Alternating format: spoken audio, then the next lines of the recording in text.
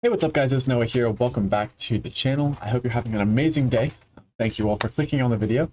Today we're going to be going over a game that I played recently where I thought it was super important, my king movement, and how I adjusted my king from the middle to the end game, and how I brought it up the board and into the middle of the board and made it super active in the end game, and just the vital role that it plays in the end game I think is super unique. So without further ado, let's get into it. Okay, so here we are. I am playing with the white pieces against a player from Russia who is playing with the black pieces. At this time, I think this was the highest rated player I played on chess.com. They were, I believe, 928 rated, so pretty high compared to myself, who was, I believe, 910 coming into the game. Let's just go ahead and jump right into it. I've played d4 like I have been, looking to play Queen's Gambit, most likely in response to d5. But my opponent plays this England Gambit with e5, so I can take this, but it's really risky for me, and so I don't like to play into a lot of gambits. I like to kind of transpose into more stable positions. And out of the opening, we kind of get this interesting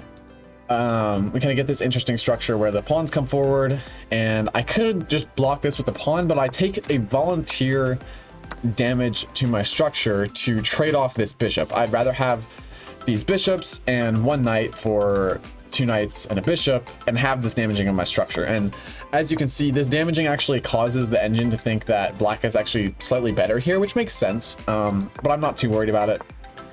At 900 level, this sort of damaging of your structure isn't necessarily that bad, and this b file is instantly attacked because my rook is on it, so I'm not too worried here in this situation. I get castled, which is actually something that I haven't really done a lot of in the past. I just haven't done a lot of castling in my videos. I haven't really needed to. I haven't really done it a lot, but I got developed here early and I wanted to castle, and I think this is the right place to do it. And also my opponent comes out here to a6 looking to trade my bishop off.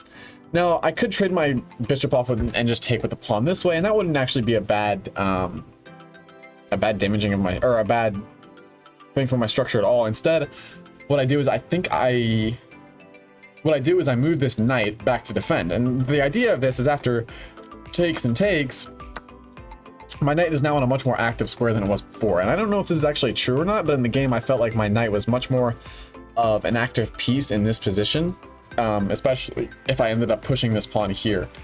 And I also wanted to do something in the future that, as you'll see in a second, yeah, it helps my structure a lot, because now, as you can probably tell, my knight kind of becomes a target, right? Like, it looks like, oh, you transferred your knight to here, it's now attacked by the pawn, but it's not really that big of a deal, because when the pawn left this square, it unguarded these two squares.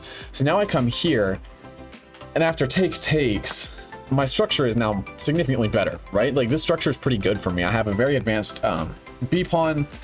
It's very stable, and my opponent pushes this pawn again, and it just becomes a target. And as you can see over the next few moves, I kind of shore everything up, I guard everything, and after a couple takes positions, you know, like the trading pawns here, I had this isolated e pawn, which actually ends up becoming very important, and everything else is symmetrical except for these two pawns and this bishop for this knight, and then there's two rooks on either side.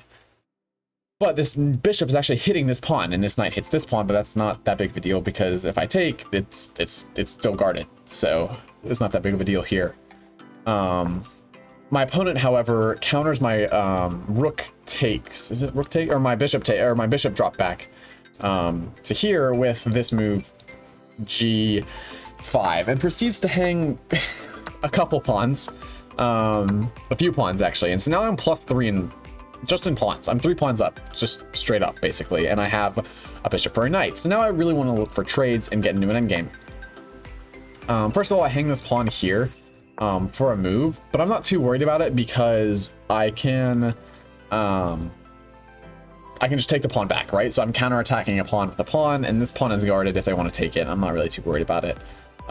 Because like I said, trades help me in this endgame with me up 3 pawns.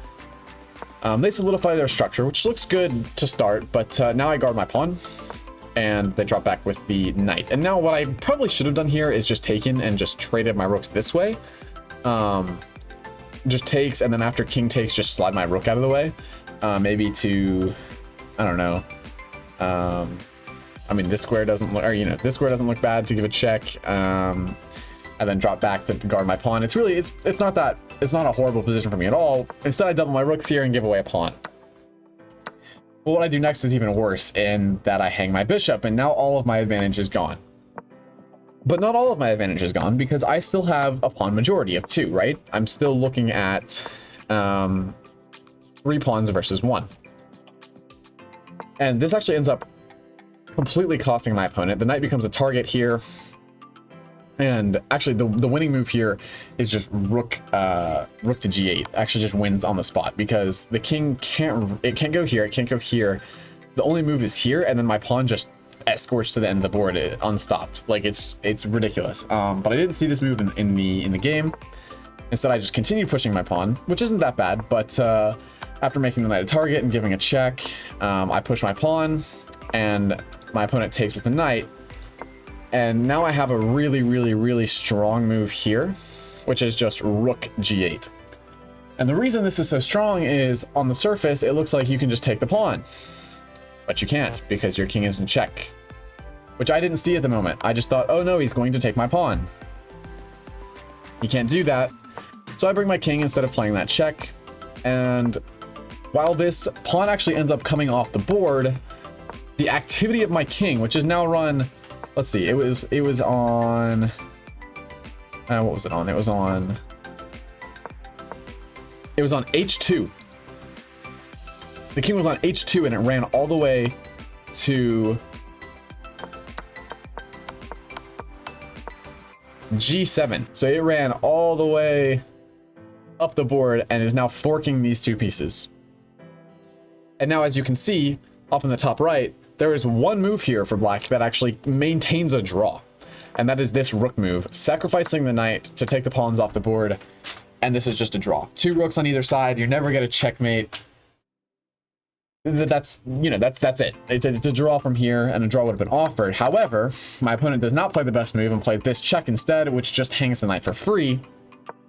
And now I'm a pawn up. And a pawn up in an endgame with so few pieces is death. It's just, the game is just over at this point, because as soon as I can trade the rooks and get them off the board right here, the game is over, because all I have to do is just slide my king over to this square, block out all of these squares, and then my pawn just pushes and becomes a queen.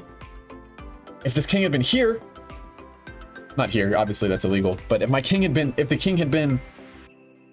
the opposition's king had been on one of these squares in the action, right, when all of this rook and knight forking was happening, then this wouldn't matter. But because my king was more active and I used it as a piece all the way back on move 45, right, as soon as I'm bringing my king, I'm using it as an attacking piece in an endgame. Even though I sacrifice a pawn, me using my king is huge in this endgame, and it's just absolutely it's absolutely necessary to bring the king, because if my opponent had brought the king, this could be a completely different game. But because they don't bring the king, I'm able to take, and this king is just stranded on the side of the board on move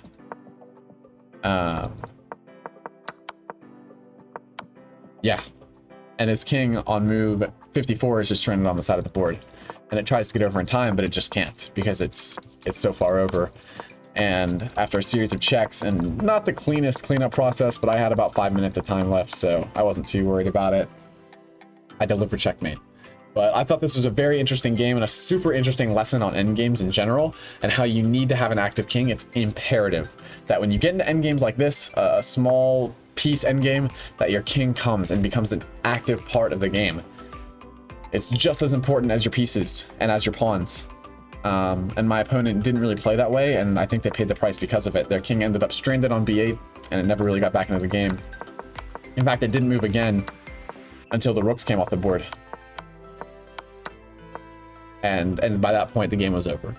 So, if you guys enjoyed this video, then leave a like, and feel free to subscribe to the channel. It helps me out a lot. I hope to see you all in the next video. Peace.